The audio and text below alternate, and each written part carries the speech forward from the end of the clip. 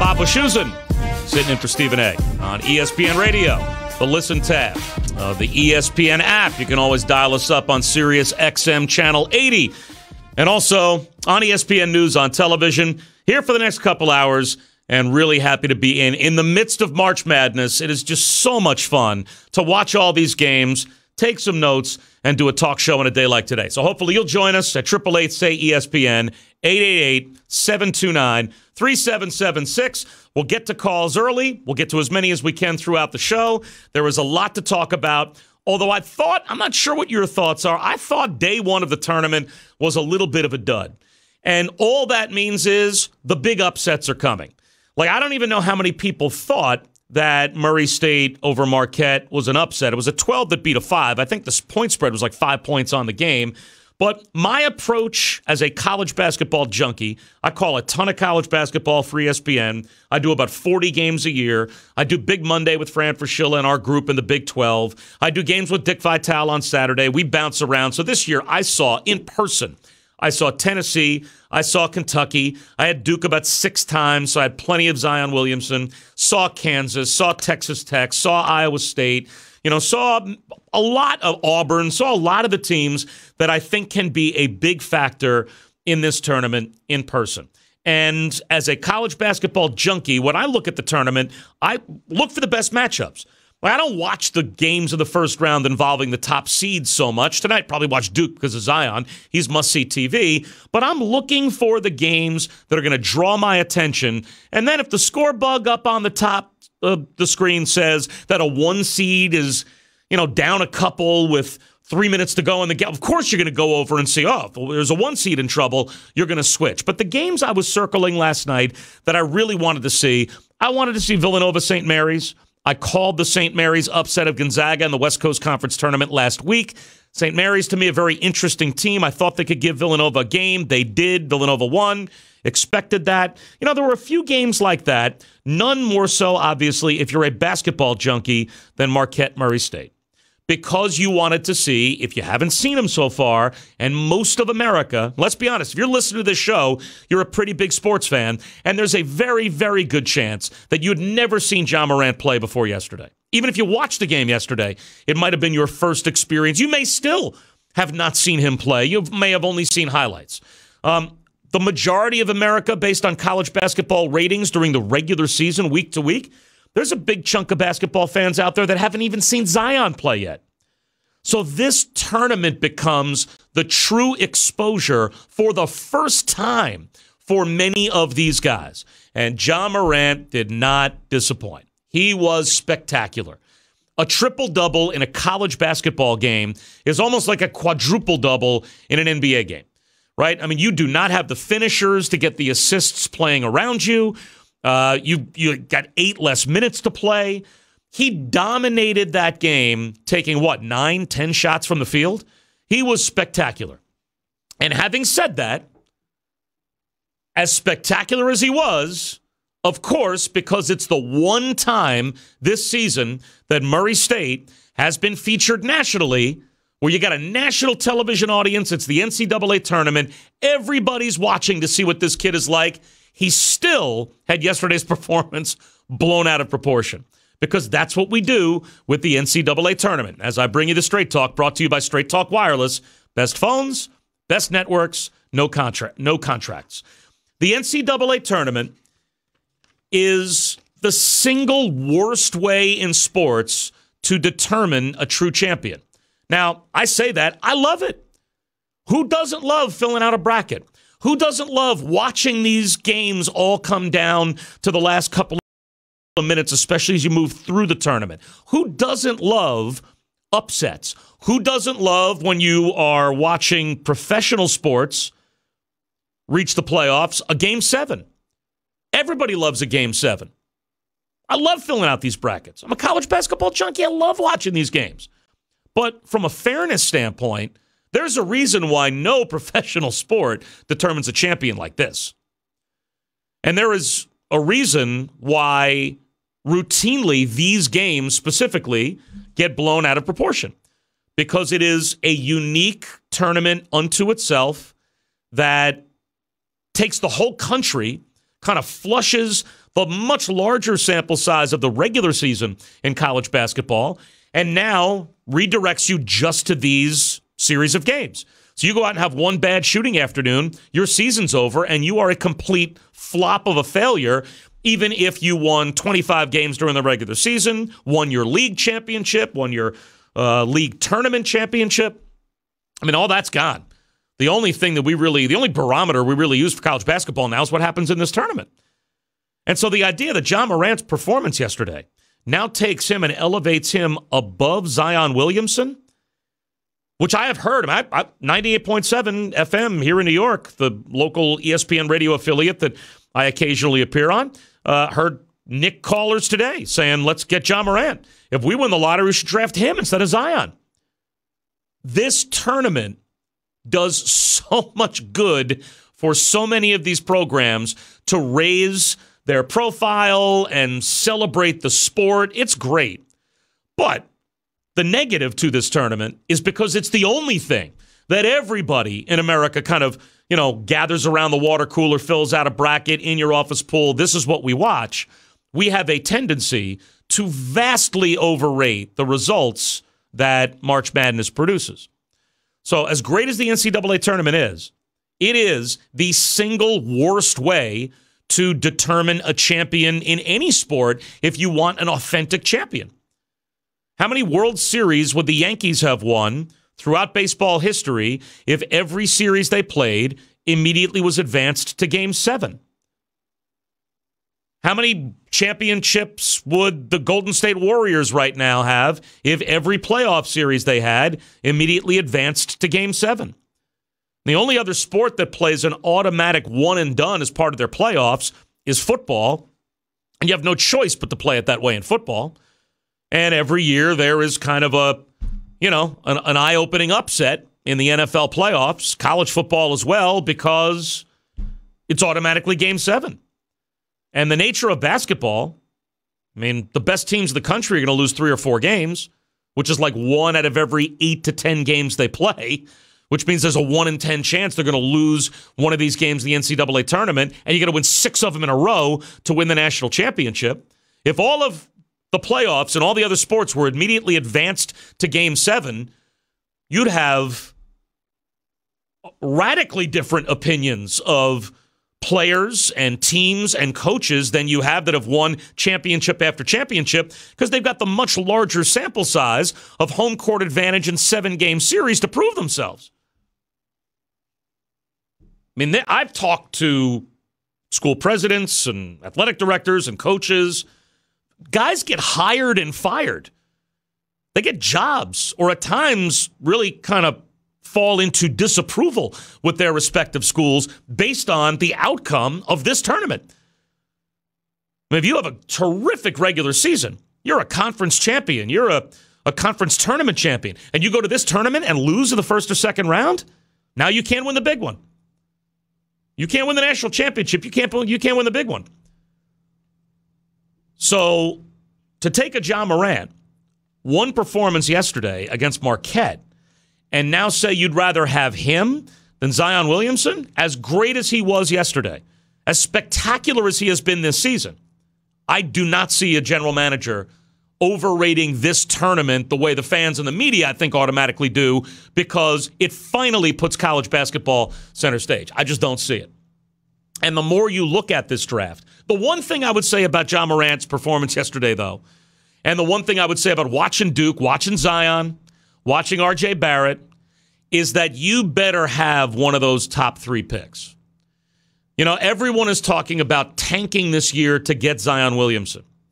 Tanking this year, if you're the Knicks, if you're the Suns, teams that aren't even trying to win, the one benefit you have to tanking and having one of those top 3, 15% chances to get Zion is that means your chances exponentially increase to at least get the 2 or the 3 pick. Because if you look at this draft, There is that three-headed monster at the top, and then to me, you fall off a cliff. Now, at some point in the draft, there's always going to be a guy that's going to slip through the cracks that people aren't going to realize is going to develop into a really good pro, and someone in the teens is going to find themselves an all-star. That happens. To me, that's more luck than it is you realizing in the teens that you got yourself a steal.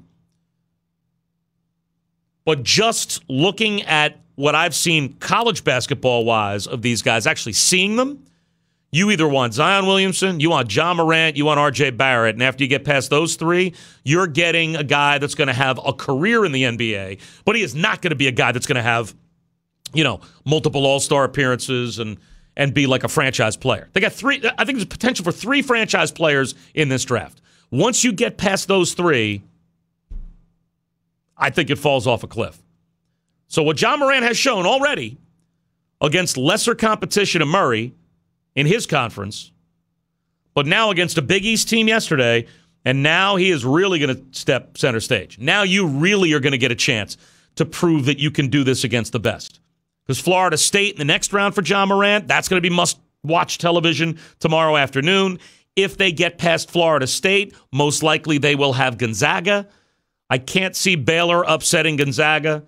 I mean, it would have to be Pleasantville for Baylor to upset Gonzaga. They'd have to throw everything in. So I'm going to get Gonzaga into the into the Sweet 16. If John Morant performs really well against Florida State and against Gonzaga, now you got something. Now we're not overrating him. Now we're not blowing one game out of proportion. Then you really would be looking at a guy that, is everything he's cracked up to be. Ultimately, I think he is. But Zion Williamson's been on the back page of the New York Post here in New York City probably, 6 or 7 times this year. I mean, he was there for like 3 days when Duke came up to the Garden to play against Texas Tech in a game I called back around Christmas time. Well, it was John Morant's turn to be on the back page of the New York Post today. Because you put up a triple-double in a college basketball game, you're a heck of a player. But based on one performance in one college basketball game in a tournament that we blow enormously out of proportion, I would not take that result and now take him and stick him above Zion Williamson. I think you're crazy. I mean, to me, Zion Williamson is going to be drafted first by whoever takes him in the NBA because there will be terror in the mind of a general manager that bypasses him and doesn't take him, and then he turns out to be the transformational player that we all think he's going to be. You do not want to go down in history as the general manager that passed on Zion Williamson. And I think just out of fear of that, whoever's got the top pick's going to take him. But you desperately want a top 3 pick in this draft. You want those ping pong balls to go your way if you're one of those 3 or 4 teams at the top that are tanking. Because you get to the 4th, 5th, or 6th pick, I mean, it is a precipitous fall off the cliff once you get past those top 3 guys, in my opinion. 888 say ESPN, 888-729-3776. That's the Straight Talk, brought to you by Straight Talk Wireless. Nationwide coverage on America's largest and most dependable 4G LTE networks. We'll get to the phones coming up a little bit later on. We've got some NFL thoughts. Also want to say why I still think the conversation around LeBron James is something where everybody, in my opinion, is kind of missing the wide-angle lens bigger picture. But I'll talk about that coming up a little bit later on. We will talk to Jay in Georgia, who comes up first today with Bob Wischusen sitting in for Stephen A. on ESPN Radio. Hey, Jay. Hey, what's going on, Bob? How are you? Doing pretty good, man. I just wanted to speak a little bit about what's going on with the whole Tom Izzo situation and how everybody in the media is going out of their way to try to paint, I guess, this picture of the quote-unquote new generation as soft or as we're weak or everything. Personally, I don't have a problem with what Tom Izzo did. I understand tough coaching, grew up with tough coaching. It's cool. He didn't do anything wrong. He didn't get physical with the kids. My problem is everyone wants to blame the younger generation for not accepting things that the generation before us did. There's nothing wrong with saying, look, I understand you're my coach, but you're not going to disrespect me. You're not going to walk up on me with your fist clenched, yelling in my face. That's crossing a line. There's nothing wrong with saying, hey, you can coach me, but do not approach me like that. Do not talk to me like that. No one knows what is going on in this kid's background. No one knows what traumatic experiences this kid might have gone through. You do not approach another human being that way. Well, the one thing I would say, though, is I would be very surprised to find out that Tom Izzo doesn't know the background of the kid, the relationship with the kid, whatever may have gone on in his background. True. So, like everybody that's played for Tom Izzo, at least all the Michigan State alums over the years that I've come across, have all sworn by him. And, to me, I would draw the line at physical contact. Like a coach should not put his hands on a player. That deserves every bit of discipline that you get. But maybe I'm still kind of the old bald spot, get off my lawn guy. Like, I don't have a problem with a coach very angrily and very loudly coaching a kid. Right, because the trickle-down effect of not coaching that kid is that kid, if he doesn't get the message, could cost the whole team their season. Like, you are the guy who is responsible for making that kid accountable as the coach to the rest of the team. And the team that wants to keep on as a 2 seed, playing in the NCAA tournament, getting to a Final Four, having a chance to experience that to me, that's your responsibility. So I guess if we've gotten to the point in sports where you can't yell at a player, then I don't know if these kids can actually be coached. Yelling is one thing. And I get it, and I understand exactly where you're coming from. You have to send a message that lack of effort will not be tolerated. You can do that without trying to intimidate someone. Because had that kid reacted in a way that Tom Izzo isn't used to, then everybody would have tried to paint the kid as the bad guy. Having watched Tom Izzo through the years, and right now on ESPN News, we're airing not only the argument yesterday, but other arguments or other times he has been right in the face of one of his players loudly and angrily through the years. This is not his first rodeo. Like, I don't think he's trying to intimidate a player. Intimidate is not the word that I would use. I think there's a difference between, trying to intimidate a guy and just trying to coach him. Angrily trying to get his message across and make the kid understand, unacceptable. You don't get back on defense, you cost the whole team. You don't just cost you. You don't just cost me. All these other guys that have been at the training table, in the weight room, in practice, sweating it out in open gym since August to get ready for this season. And now we right now are on the precipice of possibly doing something as a group very, very special. And your lack of effort could cost all of them their chance to do that. I don't think you just have the right. You have the responsibility as a coach to get that message across to a kid. So I will give Tom Izzo the benefit of the doubt that he knows the kid, knows what the kid can handle. Richard in Manhattan joins us next on ESPN Radio. Hey, Richard. Hi, Bob, can you hear me? Yep. Oh, Bob, why don't we do this one year? The NCAA committee, let's try this 1 year. What we do is they do the seedings, they do everything on TV, but they don't let the public know the numbers of the seedings. In other words, nobody knows who's 1, who's 16, who's 5, who's 12. Why? Just try it 1 year. Why? I think it would add intrigue to something. Why? And then at the end of the tournament, I think it would bring more intrigue. People will be guessing the seedings. And Why? I think it would add more intrigue. People, okay, I'm going to ask one more time. Yes. Why? Why would it add intrigue? You want to add you want people to start thinking and saying, why did this happen? Where were they really placed? Are they the best team? Were they placed too low, placed too high? You don't think that would add something? No. I mean, if anything, it would take away from the NCAA, the perception, which is not always reality, but at least the perception that a big upset is happening because a 12's beating a 5 or a 13's beating a 4.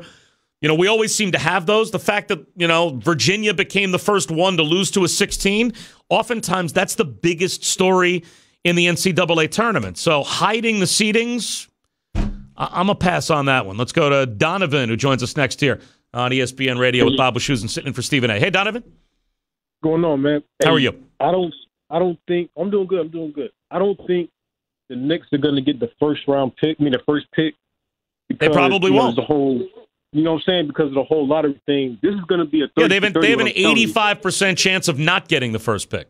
That's correct. And it's going to be a 30 for 30 what I'm telling you. Zion Williamson will end up in Cleveland. Now, check this out.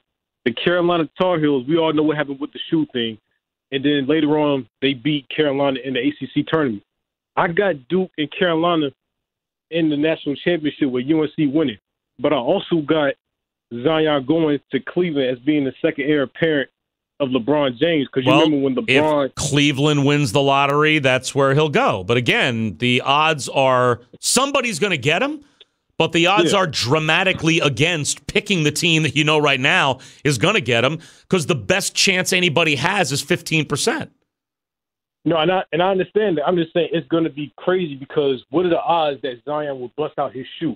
What are the odds that Zion will come and win this the ACC tournament? What are the odds that this Duke and Carolina game might happen? And what are the odds that Zion might end up? Well, all those other things, I can't tell you definitively what the odds are that those other things would have happened. But the one thing I can tell you is the odds are you're not going to pick the team he's going to go to, because the best odds you can have are 1.5 and 10. There's an 85% chance the guy is not going to end up where you think he's going to end up, because 85%, the best odds you can have are 15%. The teams that are just straight out tanking, going to get one of the top 3 spots, the best odds they've got is 15%. More calls coming up. Hey, if you haven't tried the delicious, high-quality meat from Butcher Box, you're going to be blown away. Butcher Box brings you meat the way it's meant to be, so you can get all of the benefits you're supposed to get, unbelievable flavor, and unparalleled nutrition. They work closely with the best farms and companies committed to raising animals humanely, from grass-fed beef to free-range organic chicken to wild-caught sockeye salmon from Bristol Bay, Alaska. Butcher Box has over 20 different cuts of meat to choose from, with customizable boxes and a variety of other options to choose from. And Butcher Box comes at an affordable price. With free shipping, you can get a month's worth of the best-tasting meat from Butcher Box for less than $6 a meal. Butcher Box is offering the Stephen A. listeners free ground beef for the life of your subscription and $20 off your first box when you sign up at butcherbox.com/Stephen A. Don't miss out on this special offer at butcherbox.com/Stephen A. butcherbox.com/Stephen A. Bob Wischusen sitting in for Stephen A. on the Stephen A. Smith Show here on ESPN Radio. We'll come back, get more calls in at 888-SAY-ESPN, 888-729-3776.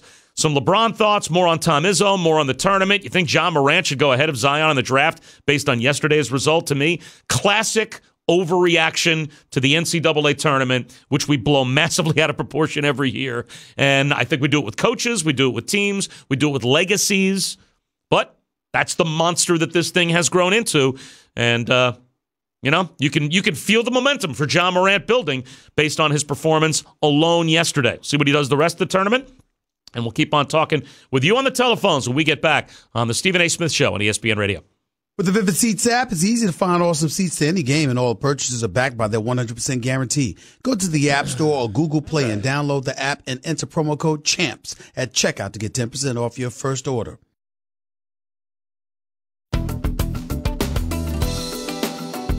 Bobby Jones and the crew going up against Bird and McHale and Parrish and all of these guys. It's not quite that, ladies and gentlemen, but it's getting there. When you see this crowd go absolutely positively berserk when Philadelphia is going up against these boys, it's something to behold.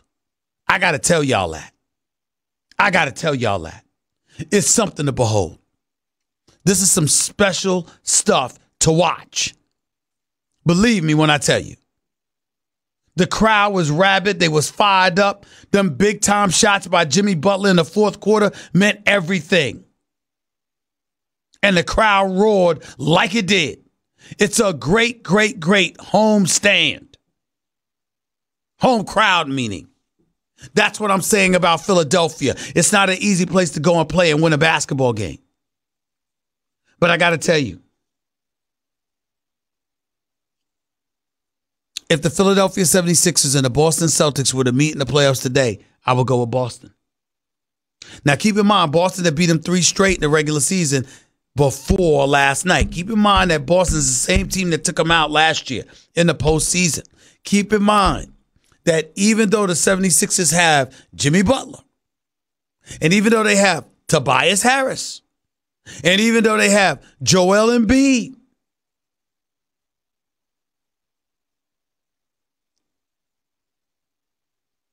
at the end of the day, Boston still can be their kryptonite. They can make shots. They have a closer. They've got young thoroughbreds who know how to put the ball in the hole when necessary. They're still trying to figure things out. They're not a finished product. But I'm telling you right now, the Boston Celtics, I'm not sleeping on them.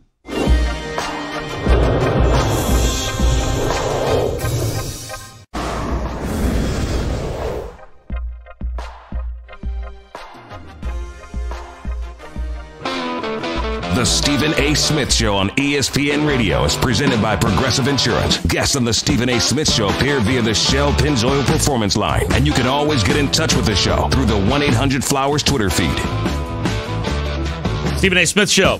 Bob Wischusen sitting in for Stephen A. And brought to you by Credit Karma. Get your truly free credit scores and free credit monitoring from Credit Karma today. Credit Karma. Get knowing. So, talking a lot about Zion, Ja Morant, RJ Barrett. It's funny, you get one really, really good performance out of Ja Morant in the NCAA tournament, and all of a sudden you want to flip the draft board around, and maybe Zion's not the number one overall pick. And I know we've got some of our college basketball experts that have weighed in on this, and I think we've got a cut from Jay Williams making a somewhat interesting point about where you would draft Zion, Ja, and RJ Barrett, but in the end, who he believes may have the best NBA career. Let's hear what Jay Williams had to say. Zion Williamson is the biggest celebrity in all sports right now. I don't think any GM will pass on him for the first pick in the draft. But Ja Morant's game potentially will translate to the NBA better. Let me tell you why. Because he's a combo guard. Think about all the combo guards that we see in the NBA right now. Now, some people can say, hey, he doesn't have the strength of Russell Westbrook, but he's having a better sophomore year than Russell Westbrook had at UCLA. And think about the kind of guards that we see in the league right now. Everybody from Trae Young, the kind of freedom he's playing with shooting-wise. You think about, all the other guards that you see in the league, dynamic combo guards. He fits right into that style of play because of his ability to pass, shoot, and play with the basketball. He's dynamic. He's scary. I would agree with that. I would agree that I think Ja Morant's game is going to translate tremendously well to the NBA. Here's one area where I would disagree with. I don't think Zion Williamson, not that any of these guys are finished products at this point, but how much better of a player do I think Ja Morant and RJ Barrett are going to be in the NBA, as opposed to what do I think the ceiling for Zion Williamson's game is in the NBA if he puts in the work that I think he will put in? To me, Zion Williamson is the no-brainer, no doubt about it, number one pick. I'm 99% sure he will be the number one pick, maybe out of fear of the general manager that bypasses him going down in history as the guy that passed on Zion Williamson. Because Ja Morant, I think, has a very bright NBA future. RJ Barrett, I think, has a tailor-made game to be a professional basketball player. I mean, if you watch a Duke game, and I called a bunch of them this year, there will be 10 memorable moments from a Duke game, and 9 of them will be Zion Williamson. None of them might be RJ Barrett. But at the end of the night, RJ Barrett's got a triple-double. Because Zion soars through the air, has to duck or he might hit his head on the rim, dunks, hangs from the rim, and Cameron goes crazy. And RJ Barrett comes down, shakes and bakes, crosses a guy over and lays it in, or hits an elbow jumper. Both baskets are worth 2 points. Which one do you remember? So Zion Williamson is as much entertainment as he is production. RJ Barrett isn't nearly as entertaining a player as Zion Williamson, but there are times where he is every bit, if not more, productive. And I think he's going to be a great player. Having said that, I do believe that both guys, as long as they're going to be in the NBA, Ja Morant and RJ Barrett still have a ceiling that they're a lot closer to as college players than Zion is to where he could go as a pro. If Zion Williamson could develop just a Charles Oakley 17, 18-footer, not even become a three-point shooter, just a mid-range jump shot that you have to respect, I don't know how you guard him. What do you do? He's 270 pounds. If you got to go out and play him out there, and he can go around you, he can go around anybody if you can get him out on the perimeter. Certainly a guy that's big enough or would be big enough to have to go out and guard him, I think he's an unstoppable matchup. And so that requires him putting in the work in the pros to develop that shot. But to me, if he develops any type of consistency that has to be respected from distance, I think his ceiling is, transformational. I think he's that kind of a talent. And that's why I think he goes number one. Because right now, you watch Ja Morant play. How much better is Ja Morant going to get as a ball handler, as a passer? I mean, right now he is already at a professional level in those areas. Probably could work on his shot a little bit as well.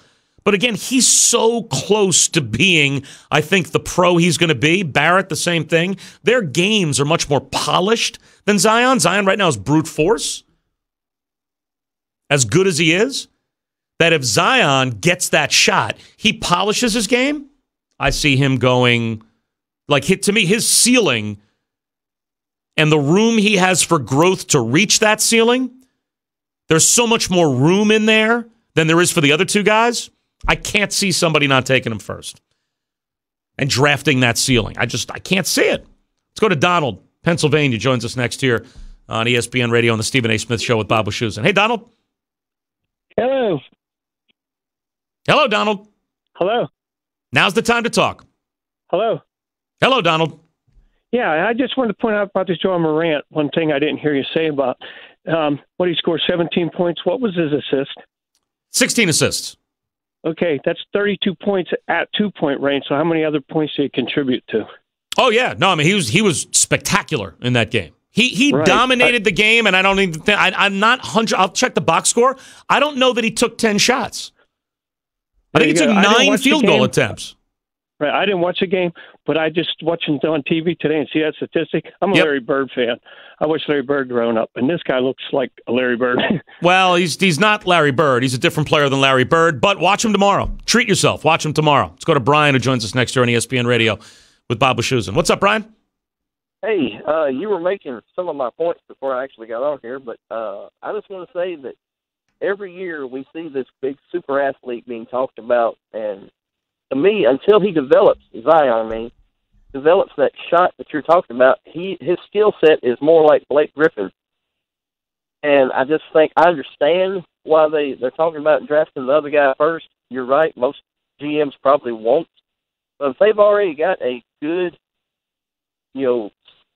steady person at the 4 position and you need a point guard, if you are the team that lucky enough to get the number 1 pick, I think you may go ahead and take the risk. Yeah, Brian, when you and I were growing up, you're right that, you kind of categorize guys as, well, we've got a 4, we've got a 3. Maybe we'll take a point guard because we don't have this is now positionless. Like, there's no such thing as having a 4, a 3, a point guard. I mean, now you've got 7-footers that step out and shoot threes. Anthony Davis runs the fast break and dribbles through his legs and behind his back. So, and Zion can do all of that. I mean, Zion Williamson could be a point forward. He handles the ball well enough against the guy that's going to guard him in the NBA where he could bring the ball up the floor. So, yeah, I don't fall into, I've got a guy in a certain category. I don't need Zion because the college coaches will all tell you that they've never seen or coached anyone like him. I mean, from a physical standpoint, from an athletic standpoint, the only thing that I can think of that would have been comparable is if LeBron would have played college basketball. Just from a physical athleticism, size standpoint. His ability to handle the ball, to do he can't shoot yet like LeBron. I think there will be a pretty good chance that if he really works on his shot, he'll become a good enough shooter that his game will be complete enough that he's going to realize that ceiling.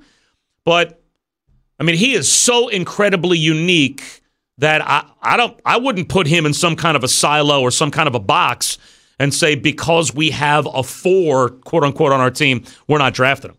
I don't think that's going to stop anybody from drafting him. Whoever wins the lottery, I'd be stunned if he didn't go first. Lonnie in Ohio, next on ESPN Radio. Hey, Lonnie. Hey, Bob. Thanks for taking my call for one. Second of all, I want to chime in on the guy who called a little earlier. It seemed to me like he had an issue with Tom Izzo and how Tom Izzo kinds of run his team and get his guys together. I just want to say I was a pretty good athlete about 33 years ago. I'm an African American, and I had no problems with my coach coming at me, getting me together, and neither did the other my players. And I just want that young man to know that this generation that's coming up, they need that direct chastisement, because not only is Tom Izzo a good coach and a basketball coach, he's a life coach. And a lot of these young men do not have a father figure in their home that can chastise them. 75% of them are raised by mothers, women. So I believe he needs to understand that Tom Izzo is a father figure as well. And with all the social media and all the new ways of finding out where you're going to go to college now, I'm pretty sure a lot of these young guys have done research or seen in the past Tom Izzo, how animated he can get. I would agree with that. Teams. I agree. I think when a kid gets recruited these days, you got social media, you've got ESPN, you've got 24/7 coverage. There are plenty of examples where a kid he's going to understand what he's signing up for when he goes to play for Tom Izzo. I agree. I think these kids go in with eyes wide open and know they are going to get coached. I mean, I'm around coaches all the time. I didn't do a Michigan State game this year, but I've been around Tom Izzo, a dozen times. And his players know who he is as a person and what he's about. I've done a bunch of Kansas games recently. Bill Self will chew a guy out in practice, but they are being coached. Bob Huggins will destroy guys in practice for West Virginia at times. And one of his freshmen this year that was routinely either late or not going to class, he kicked him off the team for a while. And then when he straightened out his act, he brought him back. And this kid actually went to him and said, "Coach, thanks. Thanks for doing that to me. Thanks for coaching me, because I needed that." So there's definitely a line. You can cross it. I don't think Tom Izzo has. I think maybe Bob Knight at times did. But when we get to the point where a guy that deserves an earful can't even get an earful from his coach anymore, then you're going to lose the Tom Izzos of the world. They're not going to be able to do their job. 1-888-SAY-ESPN. 1-888-729-3776. If you didn't hear what Tom Izzo himself had to say about how he was coaching Aaron Henry, or maybe some of our guys, our best-known college basketball voices, on what their thoughts were on what Tom Izzo was doing when he was coaching Aaron Henry, we'll hear from Tom Izzo and hear from a couple of our guys when we come back. Bob Wischusen sitting in for Stephen A. on the Stephen A. Smith Show on ESPN Radio. Learn what affects your credit scores and what you can do to improve them with Credit Karma. Maybe you need to dispute an error in your credit report, or you're paying too much interest. Credit Karma can help with that. Visit CreditKarma.com or download the app now. That's CreditKarma.com. Need game tickets? Find your seats at Vivid Seats. Primary individual to blame, but he's not faultless in all of this. Hear me out. He's the quarterback. He's the leader. When you have guys speaking out about some of his tactics that we would not be privy to, they would know. And if they would know, you harbor some responsibility. Now, that doesn't absolve Antonio Brown from missing the last game of the season. And it doesn't absolve him from being a bit cantankerous on his way out the door, because he was trying to push himself and force his way out the door. It ended up working because the Steelers probably would have held on to him and continued to do what they were doing with him monetarily, because they're like, hey, we don't have to take care of him. He wanted the guaranteed dollars that had expired. He wanted out. That was that. In the case of Le'Veon Bell, I will say this. Le'Veon Bell, you got 321 carries. You had 85 receptions. Ben Roethlisberger, just like he did for Antonio Brown, did help make you look good. If you're out the door playing with a new team, it's one thing for Antonio Brown to have a problem with Big Ben because he's a receiver. He didn't believe he was getting the ball enough. There were things that were going on where they would argue and the ball might be thrown in his direction or whatever the case may be. Le'Veon Bell got his carries. Le'Veon Bell got his catches. And the only reason he wasn't on the squad last year was because he didn't want to get franchise tagged and he wanted a long-term deal. Had the Steelers given him his money, he would have never said a word about Big Ben Roethlisberger. So why say something now? That's where I'm at with it. Go ahead.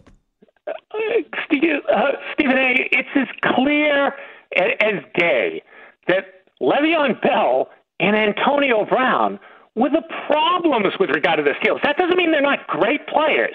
They were the issue. Did Roethlisberger have a faux pas when he publicly said that Antonio Brown should have flattened off his route? Yeah. But I can point to 10 things that Le'Veon Bell did to screw up the Steelers' seasons the last 4 years.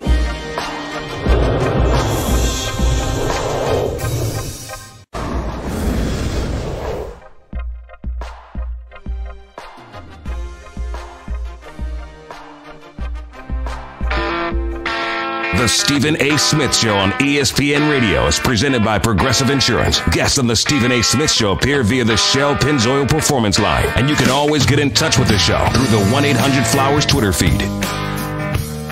Welcome back to the Stephen A. Smith Show. Coming to you live from above the Heineken River Deck at Pier 17. Bob Wischusen sitting in for Stephen A. Also, get triple action protection for optimal engine performance with Shell V-Power Nitro Plus Premium gasoline. And you know what never goes out of style? Surprising a friend or loved one with a buy one, get one free multicolored rose bouquet for $29.99 from 1-800-Flowers.com. To order, go to 1-800-Flowers.com/ESPN. Bob Wischusen sitting in for Stephen A. I lied. We're going to do some Tom Izzo sound and some reaction to that Tom Izzo sound from some of our guys coming up right after the top of the hour. So if you didn't hear what Tom Izzo said about how he was trying to coach his player, you will hear that coming up right after the top of the hour.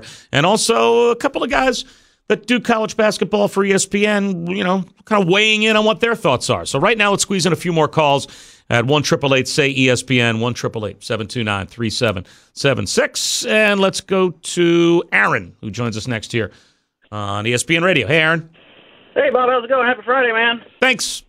Right back at you. Hey, I was listening to the NBA draft conversation. I'm a Cavs fan. Hypothetically, let's say they have the third pick in the draft. And Zion goes number 1. RJ Barrett goes number 2. They're not passing. They're not passing on Morant. No, because they got all Sexton, are they? The easiest pick in this draft, without question, the easiest pick in this draft is the team that's got the third pick. Because there's no debate. I think it's a very easy pick at number 1 too. I think you take Zion, but the easiest pick in the draft is third because it's going to be Zion, it's going to be RJ Barrett, it's going to be John Morant, or maybe Morant goes second and RJ Barrett's sitting there, but one of those three players is going to be sitting there at number 3, and the team at 4 is going to be going, oh, man, we just missed out on one of those top 3 guys. This is what's left for us. Now, they're going to pick a player, and they're going to roll out the red carpet for that player, and it's going to be nothing but bouquets and, a press conference, and, it's all is going to be swell. In their heart of hearts, they're going to realize that they fell off the cliff and got what was left over after those top 3 guys go. Great. Thanks, Bob. Have a good weekend, man. All right. Appreciate the call. 888-SAY-ESPN, 1-888-729-3776. Coming up, again, right after our top of the hour break, you're going to hear from Tom Izzo, what he had to say in his press conference yesterday after, there was an altercation on the sideline, obviously, with Henry. So we'll see what Tom Izzo had to say and also hear what a couple of our guys had to say as well. So there's a lot to do. We'll also get to some LeBron stuff and some NFL stuff coming up in the next hour. And, of course, your telephone calls at 888-SAY-ESPN. It's Bob Wischusen sitting in for Stephen A. Smith. It's the Stephen A. Smith Show on ESPN Radio.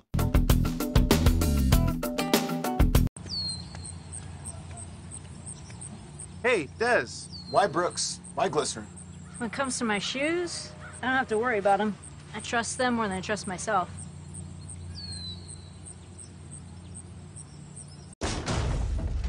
Path, are we clear? This is my favorite part. Hour number 2 of the Stephen A. Smith Show, brought to you by Credit Karma. Get your truly free credit scores and free credit monitoring from Credit Karma today. Credit Karma. Get knowing. Bob Wischusen sitting in for Stephen A. ESPN Radio, the ESPN app. You can always check us out under the Listen tab. You can also go to SiriusXM Channel 80, ESPN News, the show on television as well. So a lot of different ways to consume us. Bob Wischusen sitting in for Stephen A. Back to the telephones in just a moment at 888-SAY-ESPN. But as promised, big topic has been Tom Izzo, whether he went after his player a little too hard yesterday.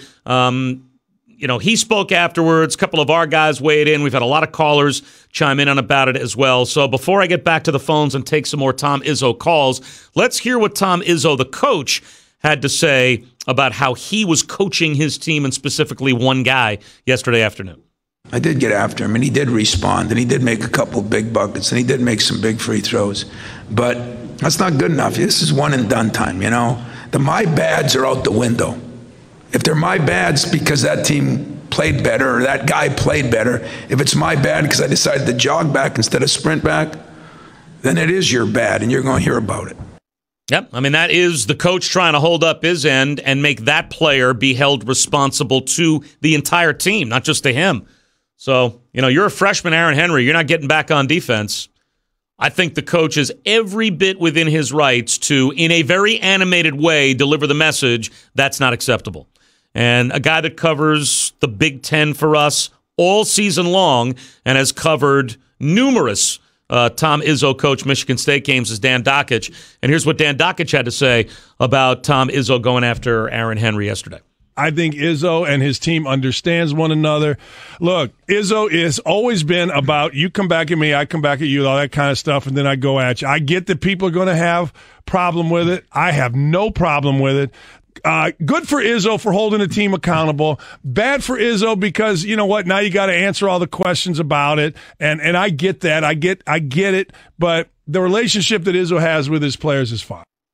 I agree with that. Jay Williams, though, had, I guess, a little bit of the contrarian point of view. So here's what Jay Will had to say. We sound like we're those old guys right now, don't we? Mm-hmm.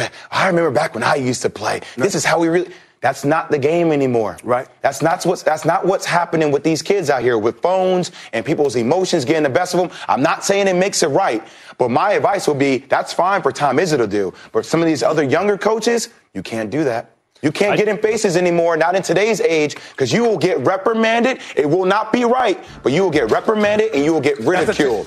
All right, well, and I agree with all that as well. I mean, I understand that you are coaching a different kind of kid now than when all of us old bald spot having get off our lawn guys were growing up. I totally understand that. Doesn't mean you shouldn't be able to do your job. And granted, Tom Izzo has to build up over a career a level of credibility to get after a kid on national television the way he did yesterday.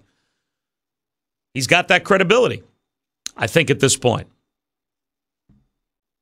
Back to the telephones at 888-SAY-ESPN, 888-729-3776. A lot of people want to weigh in on this. Let's go to Corey, who joins us next here on ESPN Radio. Hey, Corey. Hey, how you doing, Bob? You're doing great. Love when you come in. Just a couple quick notes I thought about, the kid is a student, so if a teacher were to come at him that way, bald fist, like almost I'm going to knock you out kind of thing, I think it'd be a huge different story. Izzo's making what, $3.5 million a season? He's getting paid. This kid is not getting paid. It's the dynamic just looked weird. When I saw it live, and when they did the replay, it looked like he was, I'm going to knock you out, kid. But he didn't. There was nothing physical involved. No. I guess my question would be: he balls his fist, he lunges a little. But do you think this is that unusual of a thing? Like, you're going to tell me, I'll tell you right now, I watch Big 12 basketball every Monday night, and I watch the Bill Selfs, the Jamie Dixons at TCU. There are guys that have not quite, maybe in a Jamie Dixon's case, the Tom Izzo resume, but been a long-time top coach in college basketball, get right in a kid's face if he feels like he's not playing the right way. Right. I don't think this was that unusual. You know why part of it I think was unusual? It gets caught on camera in the NCAA tournament, and to a certain extent, I think gets taken to a different place by 95% of America doesn't watch a lot of college basketball until this weekend. So, I think you got a lot of sports fans out there. This is their first exposure to Tom Izzo. If you have seen Tom Izzo coach before, if you're a college basketball fan, what happened yesterday, I don't know, it didn't strike me as that odd. Like, did he seem a little angrier and a little more animated than he sometimes is? But we aired a whole rip on ESPN News of old B-roll of seasons past and players that aren't even playing right now for Michigan State. And Tom Izzo is in their face, like ripping them a new one. I mean, I think these kids kind of know what they're getting into when they go there to play for them. Sometimes these kids are going there to play for them because they know, and maybe their parents know, that that's the kind of coaching their kid needs. From one Bob to another on ESPN Radio, Bob joins us on the Stephen A. Smith Show. Hey, Bob. Bob, how are you? I coached at Elizabethtown College for 27 years and retired 2 years ago. We actually coached against each other. I don't know if you remember that. But anyway, Tom Izzo, I'll give you a quote. You get from players what you demand, not what you expect. And it's okay to be demanding, and you can do that without being demeaning. And I don't think that Tom Izzo is demeaning.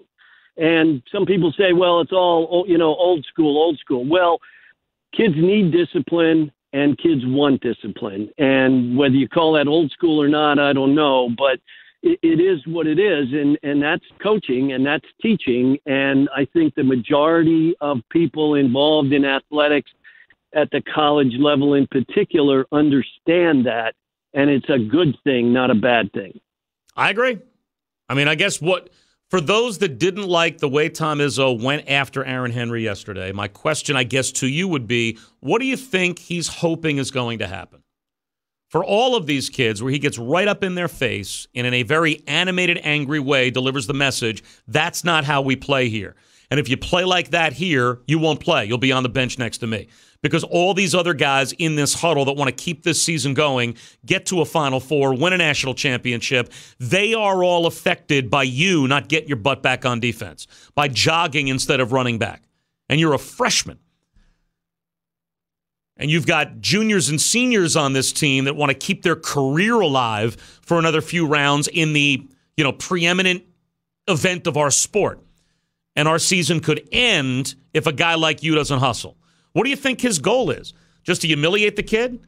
Or do you think the goal is now he's hoping that kid's going to get the message, go out and play the right way? You don't think Tom Izzo has Aaron Henry's best interests at heart? Because what's best for him is what's best for the team, is what's best for the program, what's best for everybody. And that's playing hard and playing the right way. Let's go to Rock, who joins us next year on ESPN Radio. Bob Wischusen sitting in for Stephen A. Hey, Rock. Yeah, that was just child abuse. I mean, he wouldn't take his child out there on the corner and do that to his own son. How do you know that? Young man, let me finish. This young man. No, I mean, you can finish, but my question is, how do? All right, Rock. There's no way for him to defend himself. He wouldn't do that at the next level, because if he did, he'd get a Sprewell massage, and he knows that. You can't do. He can crush that young man. He's a freshman. He can crush that young man to the point where that young man won't be any good to him at all. Okay, Rock, let me ask you a question. How do you know how Tom Izzo would coach his own son in that spot? How do you know that? Excuse me? How do you know that he wouldn't yell at his own son the way that he yelled at Aaron Henry yesterday? How do you know that? Well, let me say this to you. If that was my son and he yelled at my son that way, and he didn't yell at his son that way, it would be me and him. That's fine. What I'm saying is you have no idea how he would yell at his own son in that spot. You have no clue. And by the way, if it were me, I would think that he would probably not only be in his own son's face every bit that hard, maybe a little bit harder. I don't think Tom Izzo would coach his own kid any differently. I think he views all of these kids as his kids. Having been around him. I don't know if you've ever been around him. I have. Take him out the game and put him on the bench. He would have got the message. Well, that's obviously a technique that he also has employed. And you're right, he would not be able to coach pros like that. But by the time you get to the pros, you're supposed to be dealing with an entirely different mentality than an 18-year-old college freshman. That's why there are certain guys that could coach college and can't coach the pros. Now, I think Tom Izzo would probably adjust his style to the pros. I think he could coach anywhere. but he has made a long career for himself and a very successful career for himself at Michigan State, being a guy that holds his guys accountable. And I don't think there's any question on that team. They know that the coach is going to hold a guy accountable for not playing the right way. Sal joins us next year on ESPN Radio. Hey, Sal. What's going on, Bob? Thanks for taking my call. You got it. I just wanted to make 2 points. 1 point about the Tottenham situation. Actually, I'm glad I got picked now because that last caller, I wanted to base off what he said. My father actually was my coach for 12 years playing basketball and baseball. He was both seasons was my head coach and my manager in baseball. And let me tell you from experience, it is worse for their son because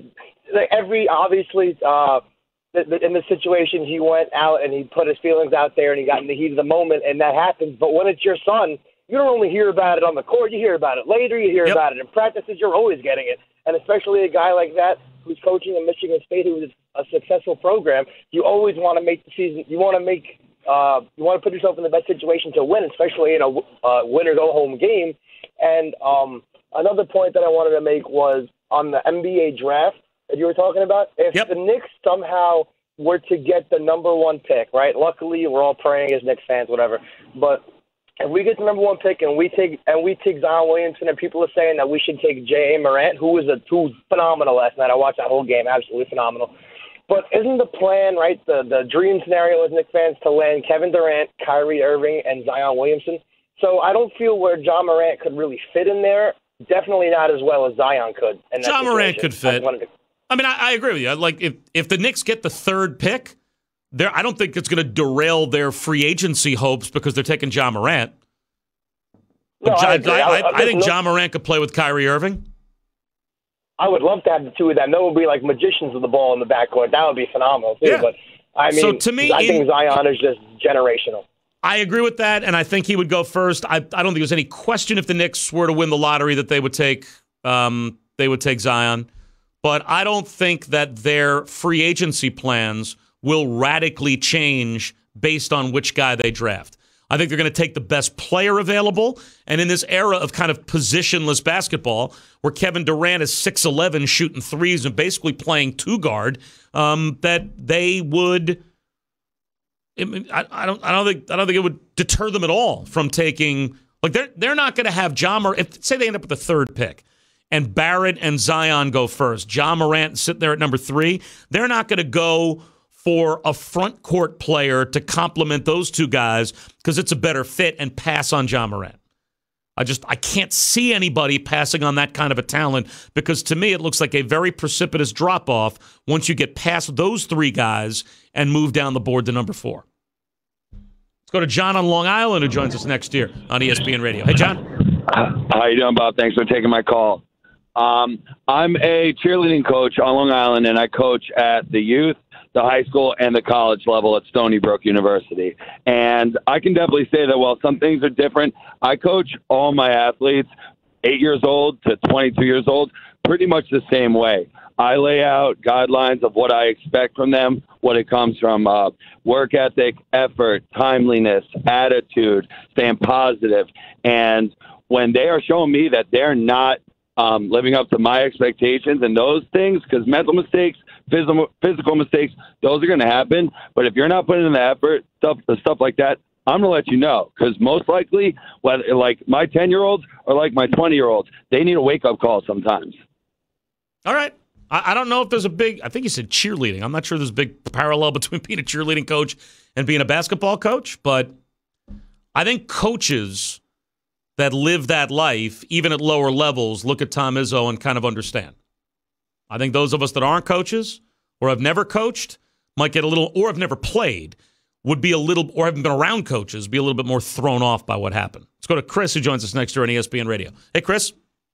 Hey, what's up, Bob? How are you? I'm doing well. I have a quick question in regards to that trade that the New York Knicks did to acquire DeAndre Jordan. Do you think with them bringing Zion Williamson over, they're trying to bring that Clippers to the West, like how Blake Griffin and DeAndre were out? No. I think they're trying to bring Zion Williamson in to play with 2 max free agents. Gotcha. And my next question was... And to me, for the Knicks, trading Porzingis, the only way that the Porzingis trade works, it is now a pass-fail experiment. You either get Kevin Durant and somebody else to play with him, and you pass, or you don't get Kevin Durant and you fail. Like, the only reason to make that Porzingis trade is to go out and get Kevin Durant. And if you don't convince him to come play here, then you failed. Gotcha. And my next question is, do you think the Bulls can land a star player before the Lakers? I mean, maybe. Like, as a free agent, you mean? Yeah, in the free agency next year. Well, because they have the cap space. Yeah, that to me, that's not what it's about. Like, and I was going to talk about this a little bit later on, but I might as well talk about it now. To me, that feeds into the LeBron story. LeBron and the Lakers can be eliminated from the playoffs with a loss tonight to the Nets. And that is being treated like, Chernobyl in the NBA, as if somehow someone was expecting that the Lakers were going to go out and win a championship or compete for a championship. It's never been about this year. See, to me, this is where the LeBron story gets lost in the minutia of this year. They went out and got LeBron James now and created a max salary cap slot for next year because this is about next year. They tried to trade half their team for Anthony Davis when they were already, at or below the 8th spot in the West because it's about the future. This is about getting someone to play with LeBron James next year and going forward. It's about trying to get Kawhi Leonard to go out to L.A. and not play for the Clippers, but play for the Lakers. So, whereas, yes, we can talk about LeBron being injured for the first time this season, all the injuries the Lakers have had, them being, even when they're healthy, really disappointing and missing the playoffs this year as a story. It's the forward, and the novel hasn't even been written yet. The novel gets written next year.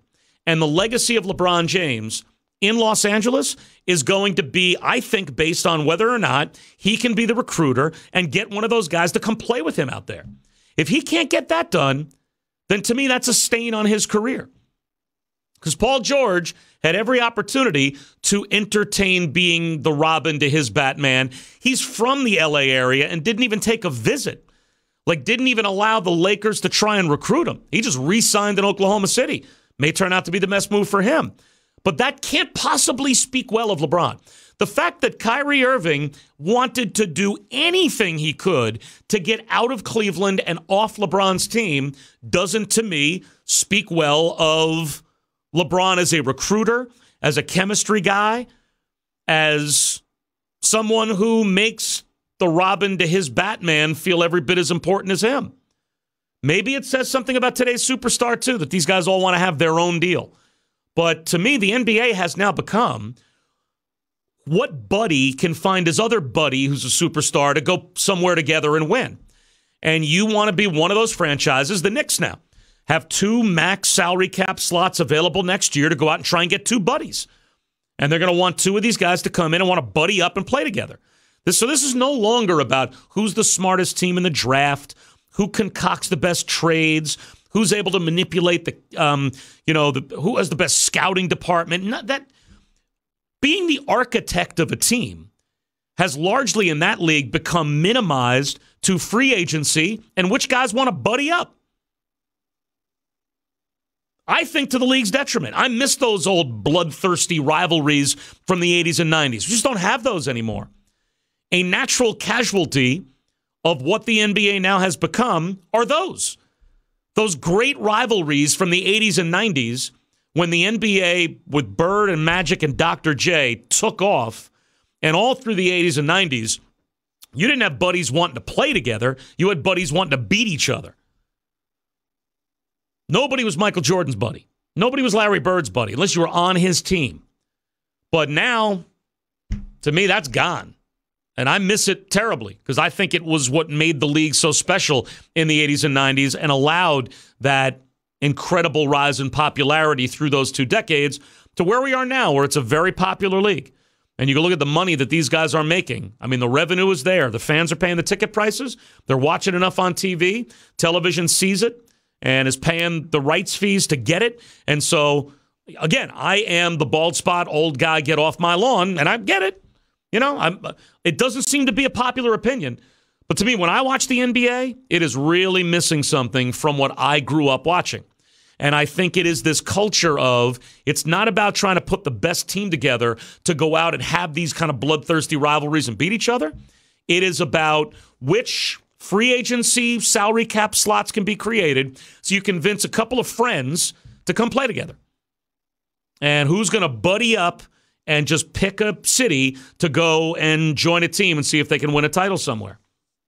It started with LeBron going to Miami. Kevin Durant going to Golden State perpetuated it. Chris Paul to Houston, and so on and so forth. And the Knicks are hoping they're going to get two buddies that are going to come in and want to play together and trying to win them a championship. More of your telephone calls coming up at 888-SAY-ESPN, 888-729-3776. When you're hiring, you don't want to waste time sorting through dozens of irrelevant resumes. You want an efficient way to get a short list of qualified candidates. That's why you need Indeed.com. Post a job in minutes, set up screener questions based on your job requirements, then zero in on qualified candidates using an intuitive online dashboard. Discover why 3 million businesses use Indeed for hiring.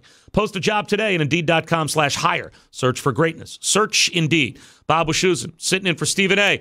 It is the Stephen A. Smith radio show here on ESPN Radio, the ESPN app under the Listen tab, Channel 80 on Sirius XM, and also on ESPN News. We'll get right back. You want to chime in on the Lakers, feel free. Tom Izzo, feel free. The tournament, feel free. A lot on the table to talk to you about when we get back on ESPN Radio. Craving even more of Stephen A? Him of all people! For around-the-clock access to the man? I'm Stephen A! You can follow him on Twitter and Instagram at Stephen A. Smith and on Facebook at Stephen A.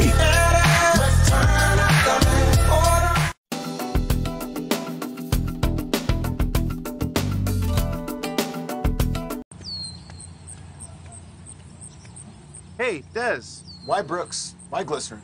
When it comes to my shoes, I don't have to worry about